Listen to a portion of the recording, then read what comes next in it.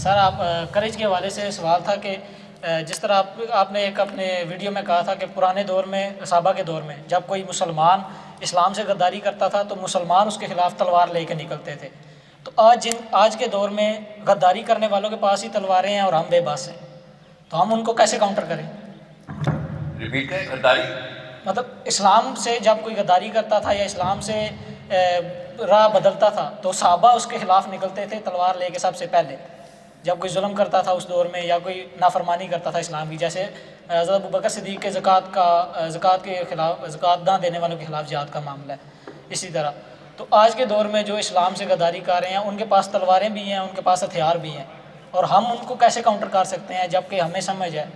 और दूसरा क्वेश्चन ये है सर कि आप करेज सिखा रहे हैं, करेज के साथ हिकमत कैसे आएगी? हमें करेज के साथ हिकमत कैसे आएगी? ठीक बता। मतलब करेज के साथ अगर बात करें तो बदतमीज़ कह के चुप करा दिया जाता है, अगर हिकमत ना हो साथ तो। ये नहीं, आपका माइक जो है ना वो ज़रा सही आवाज़ नहीं आ रही। सर मैं कह रहा हूँ कि करेज के साथ हिकमत होनी चाहिए। वो करेज आपने माशाल्लाह सिखाई है हमें थोड़ी बहुत, लेकिन इसके साथ हिकमत कैसे आएगी हमें? मैंने कौन सी करेज सिखाई है आपको? सर आपसे ही सीखी है आपने, तो काफ़ी हद तक सिखाई है। यू आर नॉट साइलेंट अदीम independent but we learn a lot from you sir. नहीं, मैंने ये नहीं कहा कि मैंने करेज नहीं सिखाई। मैंने कौन सी वाली करेज सिखाई है वो बताएं। यही कि अगर चुप भी कराया जाए तो बोलते रहना है। मतलब रुकना नहीं है सर। जुमला रिपीट कर देता है जुमला। यही जी के करना वो वाला बोलो जो पहले बोला था। सॉरी सर, लगे रहना है आपने फिर भी। एक रोड पे ना एक्सीडेंट हुआ था और एक लड़की, असली सच्चा वाक़या सुना रहा हूँ, मेरे साथ नहीं हुआ, जिसके साथ हुआ उसने मुझे बताया आपकी उम्र का ही लड़का है। ही सेड कि मेरा एग्ज़ाम था और मैंने लड़की को देखा तो गाड़ी टेढ़ी होके ना रोड पे गिरी हुई थी, तो और वो लिटरली चीखें मार रही थी। मैंने समझा उसका बच्चा है, मैं गया तो देखा कोई नहीं था गाड़ी में सिवाय उसके साथ हादसा हुआ था। शी वॉज ब्लीडिंग और मैंने जाके देखा तो जिस बंदे ने गाड़ी के साथ एक्सीडेंट किया था वो जीप वाला था, और जीप वाला मतलब he was in a big car, और वो उसको बुली कर रहा था, हालांकि गलती उस बंदे की थी। और कहता मेरा एग्ज़ाम था, तो मैंने सोचा कि कहीं कोई जानी नुकसान तो हो नहीं रहा, even though she is bleeding तो बच जाएगी, और तीसरा बंदा कोई नहीं था, तो मैंने वहाँ से माजरत की कि मेरा एग्ज़ाम ना होता तो मैं आपकी हेल्प करता।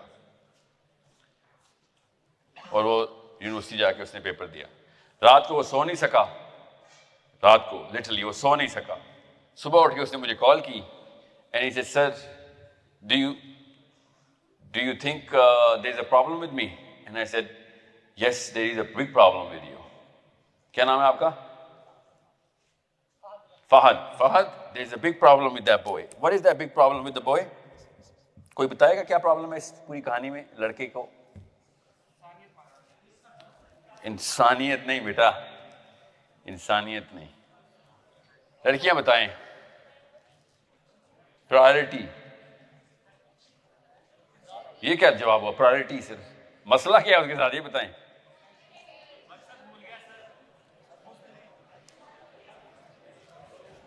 लड़कियों को सीरियसली समझ नहीं आया इस स्टोरी में मसला क्या है, इस लड़के में मसला क्या है, इसको क्या बीमारी है?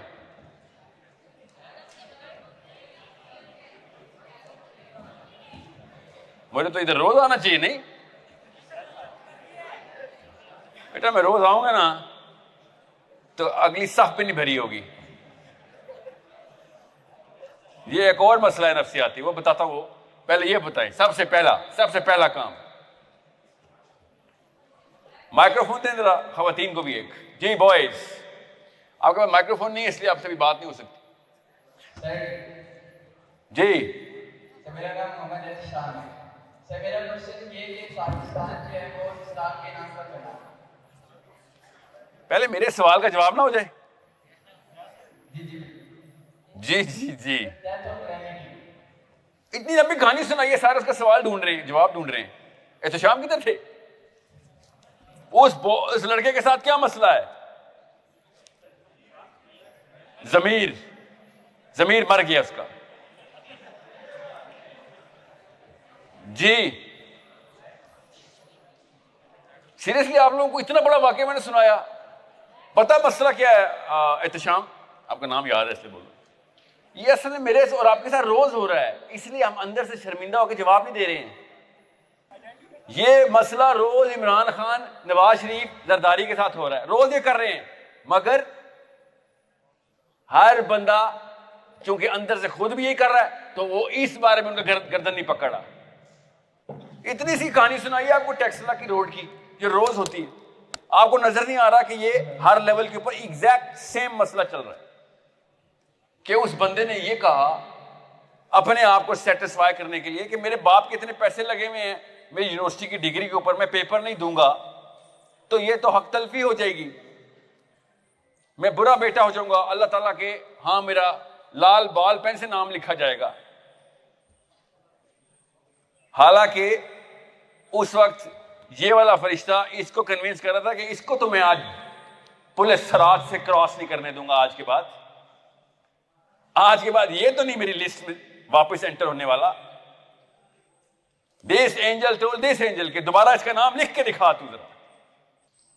ये बेटा करीज ये है, कोई बदमाशी की जरूरत नहीं, कोई तलवार की नहीं, कोई बंदूक की नहीं, कोई मसल्स की नहीं। ये सच्चा वाक्य सुना रहा हूं आपको और सबको पता है इस वाक्य का। ये वाक्य हमारे साथ रोज हो रहा है। रोड पे नहीं होता तो घर पे हो जाता है, घर पे नहीं होता तो यूनिवर्सिटी में हो जाता है। दिस इज करेज। इस्लाम से फारिग हो गया वो लड़का। ये अल्लाह ताला कुरान पाक में कह रहे थे। ये गोरे को समझ नहीं आ रही इस वक्त न्यूयॉर्क में बैठे हुए साइकोलॉजिस्ट को कि जब बुराई देखो पहले हाथ से रोको। और इसका इतना टेस्ट है कि जो पाकिस्तान के कल्चर के अंदर वो जो स्क्यूड डेफिनेशन है उसमें नजर आता है कि यही अगर इसकी अपनी बहन के साथ एक्सीडेंट हुआ होता तो मैं देखता कितने पेपर देता या कितनी बड़ी जीपें खड़ी होती साइड पे। जाता वो पेपर देने। अभी तो गाड़ी उलटती भी नहीं थी अपनी सगी बहन की, हल्की सी इधर उधर होनी थी और पूरा टैक्स ब्लॉक हो जाना था। हर भाई ऐसे ही करता अपनी बहन के लिए। अल्लाह ताला कह रहा था ये तूने हर एक के लिए करना है। ये है वो जब मजलूमों की मदद करनी हो तो। ये है वो आयत वमा लकुम ला तुकातिलूना फी सबीलिल्लाह कि तुम किसने डेफिनेशन दी है कि नोन कौन है अननोन कौन है? हम बोलते हैं अननोन बंदा था। वो भाई अल्लाह के लिए अननोन है, मुसलमान के लिए हर बंदा नोन है क्योंकि रिजाल और निसा कुरान में आ गया है कि हर रुजल को और हर निसा को जाके बचाएगा तू जब मुसीबत में देखेगा। और क्या जस्टिफिकेशन उसने दी कि मेरे तो बाप के पैसे लगे हुए, मेरा पेपर जाया हो गया तो बाप के पैसे जाया हो जाएंगे। असल में उसको ही पता था कि असली काम क्या है। ये है ज़मीर बेटा जो अंदर से आवाज देता है। उसको आई थी आवाज, हर एक को आती है, वरना मुझे कॉल ना करता। ज़मीर नहीं मरा उसका भी। और अगर उसका ज़मीर जिंदा था तो क्या अचार डालना मैंने से जिंदा ज़मीर का, जिसकी डेफिनेशन ही नहीं क्लियर। जिंदा ज़मीर नहीं काफी होते बेटा, जिंदा ज़मीर के ऊपर इंस्टॉलेशन करनी पड़ती है इस करेज की कि खैर है, ज्यादा से ज्यादा क्या होगा, ज्यादा से ज्यादा क्या होगा, मर जाऊंगा। ये जुमला बोला भी नहीं जाता। क्यों?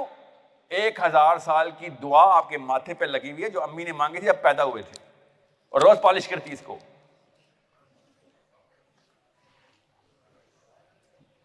मेरे भी लगी हुई, फिक्र नहीं करे। चमक नजर नहीं आ रही आपको कि क्या कह रहा हूं आपको? पाकिस्तानी लड़के की मां उसके जूते भी पॉलिश करती है, पता ना, कपड़े इस्त्री करती है, खाना बिस्तर में जाके देती है उसको, सोया हुआ है, नाश्ता तकिए पे लगा हुआ उसका। वो इमोशनल करेज चाहिए थी कि अम्मी को कहें अम्मी आपको पता है आप खुद भी और मुझे भी जानू में कर रही है, मेरा काम है आपकी खिदमत करना, आपका काम नहीं मेरी खिदमत करना। माँ के तकिए पे कभी आप लोगों ने अंडे और चाय गर्म करके दिए होंगे तब वो कहे ना कि हाँ यार, वरना उसको ही पता है बातें ही हैं। कल तूने भी 2 बजे उठना है, यूट्यूब देख के सोएगा तू। So you need to know what courage actually is. अभी तो मैं सेशन मैं पता कौन सी साइंस लेके आया था, आज आपको बताऊं तो आपके तोते उठ जाएंगे कि ये कैसे खाने आए थे जरा हमें। मगर फर्स्ट लॉ ऑफ मोशन ही नहीं आता। पूरा सेशन चेंज करना पड़ा मुझे। न्यूटन से पहले जाएंगे हम, जब किसी को लॉज का नहीं पता था, उस वक्त से लेके आऊंगा मैं और असली लॉ बताऊंगा, the law of morality, the actual law of motion, the real law of motion. Let's coin this. The real law of motion is when there is a need by a single human being in any part of the universe, all of the human beings start to move. That's the real law of motion. That's called Islam. Ehtesham करें, समझ आइए।